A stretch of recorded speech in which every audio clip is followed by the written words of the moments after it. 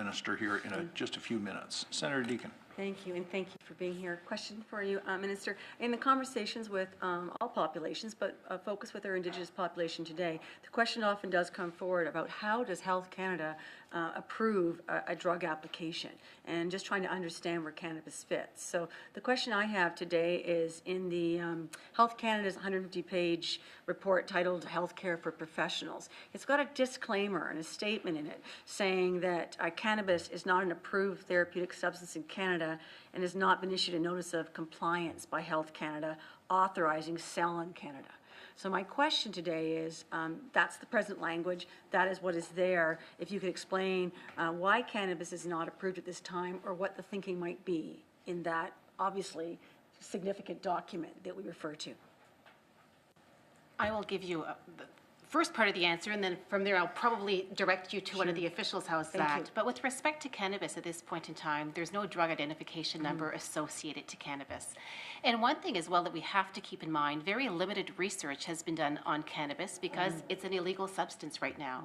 So with the proposed legalization of cannabis, we'll certainly be able to see that more research will be done with that substance, and then from there we'll see where it goes from there.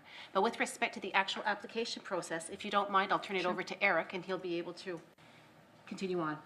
Sure. So the disclaimer exists really just to recognize that when you think about the framework that exists in Canada for how pharmaceutical drugs come onto the market, there's a really well-established process by which a company brings forward an application.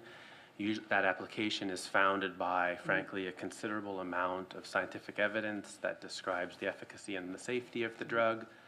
That application is in turn reviewed by the department and the scientists that work in the department, and then a decision is made whether or not the evidence is sufficient to warrant that drug be brought to the market, and that frankly with it something called a product monograph that helps to inform physicians who will be prescribing the drug with respect to its applications, potential risks,